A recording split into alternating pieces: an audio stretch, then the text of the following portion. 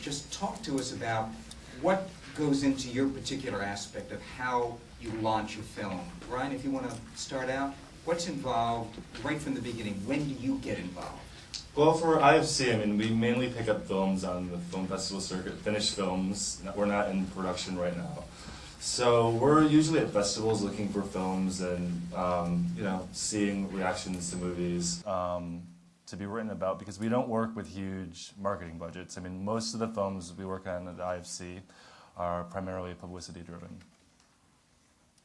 Ryan, how about you? Same thing. I mean, I don't necessarily go to as many of the festivals, but I sort of come into the process after our acquisitions team picks up the film. We've just recently started to produce films. We're producing one called Blue Valentine with Michelle Williams and Ryan Gosling that's coming out. But for the most part, it's acquisition based. I'll come in, send out the press releases, get all the marketing and press materials ready to go with regards to adding it to our website, making sure the staff knows about everything, and then just jumping in at that point to hire PR agencies and getting the whole publicity plan together.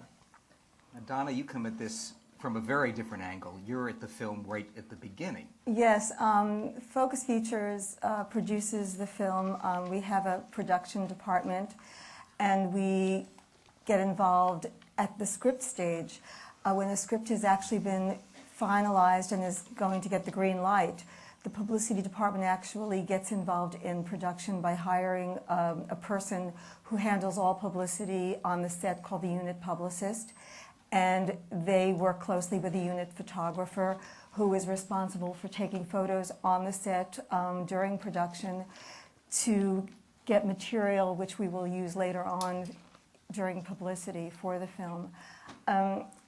We're not really considered a major, but we're still not really an indie. We work on smaller budgets, but of late we've been working with very A-list talent, which has sort of provided some challenges because a lot of these people are used to working on very big budget films and used to getting, certain kind of treatment, and we don't have these budgets. So we're going through a transition now on how do you work with, these A-list actors who, demand a lot that we're not really able to provide with them.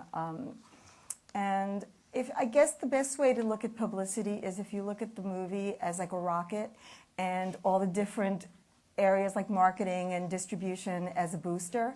So publicity is just one of the boosters on this rocket, and we all kind of work together. And at Focus, we do work very closely with marketing and distribution. It's really important to get the word out. Jeff, how about you? Well, now I'm going to throw the whole confusion into this. After 20 years, my mom still doesn't know what I do because I think I wear a lot of hats. These guys are all my clients, or have been, at all their different things, and will be, hopefully in the future. But I work for them, but I also work for the producer of the movie a lot. I don't publicize actors. I don't want to do hair and makeup and clothing and babysit, but producers and directors are my game, and I kind of attach myself onto those films possibly even before production in a script stage if they're getting funding, writing releases for, saying it's been acquired by these guys. I take these films. I'm a unit publicist sometimes. I do work in New York basically, but I've flown around the country to different sets for a couple of days, and we'll get into that about our jobs later on and what it really entails. But and then film festival-wise, like everybody has said here, I take a film. Half of my films are, say, Ryan's film or Donna's film at a film festival, and I'll work with the client. But the other is I'm there with the director and the producer to sell it, and we'll work with these guys and with the press to get favorable response and get placements to sell the picture. We're part of that booster system on that rocket. So I guess it's a weird, you have films in development, you have films in production, you have films in release, and I'm involved in all three of those stages at some point. And most of the time it's great to be from the stage one to all the way through until the day it releases. So it's not as challenging as it sounds. I don't want to make it seem the easiest job in the world, but it certainly is a fun job. And But But each you know. film presents different challenges. Yeah, it's just So kind of it's- just making your way through those. And really, I love to say the joke, so let me say it. It's PR, not ER. Like, it really is. People get so frustrated when it's their film and their baby, and you know, we're here to calm them down too. It's a lot of our thing is just to talk them down from their, you know, high dive. Let me pick up on your rocket metaphor, Donna. If the bullseye is the press, I mean, all of you have mentioned the importance of the press. Have you found the press itself has less weight given the internet age? I think it's sort of shifted. I mean, when I first started, the press that really meant the most was the newspaper press and certainly the critics. They were venues where you could actually sit and read a review, and the reviews were really long and thoughtful, and you could actually read real criticism. But over the past few years, everything has now become, you know, internet, and everything is online, and people aren't reading reviews the way we were reading reviews. There's many more movies coming out.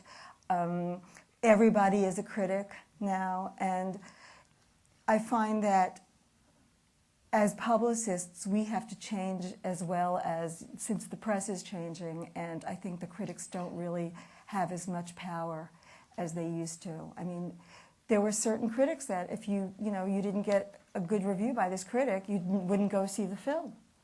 You know, they would make it or break it for you, and now it's all about, you know, online. You know, it's all about, ain't it cool? Do you think it's because there's 15 movies opening a weekend now instead of 5 like there used to be? Absolutely. Yeah. But it also depends on what you define as press online. I mean, just because you have a website and you have a blog doesn't necessarily mean you're press. I mean, with traditional media, you have an editor, you have sort of a filter of what you're saying. I mean, if people just want to say anything they want about a movie, that doesn't necessarily mean it's the best opinion or it's an opinion that someone should read, but it seems like everything now is a lot very blog focused, and you know, I mean, we're just trying to focus on getting the, you know, traditional reviews online, you know, if we can. If, you know, we're not going to get reviewed by a certain paper, we want to make sure it at least gets online because anyone will be able to see it, and then you have the Rotten Tomatoes and the other websites that sort of, you know, call it all together. So it really just depends on what in you New need. York, the agencies that you hire and also you guys, your people that are PR, we do a pretty good job at blocking out like who's bogus and who's good, and we have a judgment of that. Like, we will let someone into our world if they can prove the hits, or they're just like writing some pretty great stories or features or something. But if they're just writing little Joe Blow bloggy, it takes them a while to get into that screening and into that like press day and stuff. So, But once that movie opens, it's a free-for-all for anyone Which who is wants to great. go I out mean- and, you know, write about something. But I think for a lot of the films I work on, I mean, we have a real hit list of what we consider important and people that we go after. And I think in New York, especially on specialty art house films, I mean, the New York Times is still the most important publication. I mean, we live and die by what the reviews in the Times and the features that we get. So that's, you know, that's a huge part, even in terms of setting our release dates for some of these films, no matter how big or small they are. I mean, we look at what else is coming out that week and what we're going to be up against, and you know, it's reflected in the box office immediately. Like, you get all bad reviews in the other papers, and the New York Times is amazing, and your gross is huge that week. yeah, and I mean, the more movies that open, the more your placement is affected in the Times, and I think that's really important for some of these movies. I mean, when we can get, for some of the movies we've released this year, you know, like front page placement, it's made a huge difference in our openings. I mean, for very tough films, I'd say. Because I think the films that we all work on are clearly review-driven films. They're not And do you care if advertising. it's Manola Dargis or A.O. Scott? Does either one? Do we have to comment on that? I mean, clearly, I mean, we understand and we know the taste. We would think we know which films certain critics like.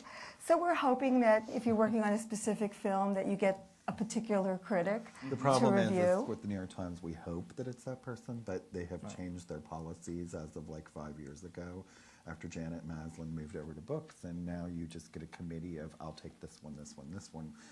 we used to think that we would be influential in discussing that with them off the record and kind of doing it and maneuvering them, but that doesn't work anymore. Let me open to the audience for just a second. How many of you base your movie-going tastes here in New York on reading the critics of the New York Times?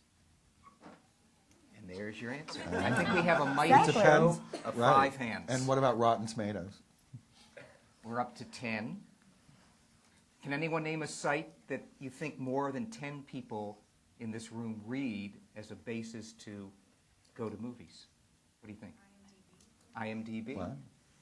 Which just has that external reviews. Yeah. Can I ask something? How many of you go to a movie because a friend of yours told you that it was a really good movie? It's just There it about is. word of mouth. Word of Word mouth. of mouth. So let's take it from there. How do you all control word of mouth? Well, we set up screenings beforehand. I mean, we work with different schools and film groups to screen the film anywhere from 2 to 5 weeks in advance to try and get interest in certain demographics. I mean, there's a great group called Media Educators that we like to do, and it's just teachers in the New York area that will come and see the movie. So you have a interesting word of mouth there if it's a film that maybe hits a certain demographic, and certain film schools, depending on the age group of what you're trying to target, really helps out a lot in both New York and LA. Mm-hmm. NYU, Columbia, SVA, School of Visual Arts, a lot of those places have those programs, and we show our movies and director. But you also have these, we aren't in that position to spend a lot of money. Possibly Focus will do a marketing or an ad, like promo thing you see in The Voice or Time Out or online or something, and you go see it at like 34th Street.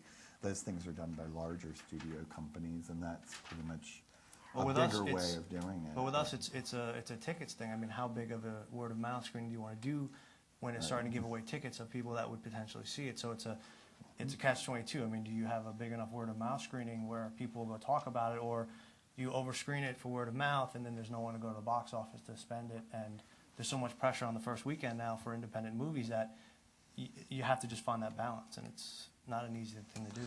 We're just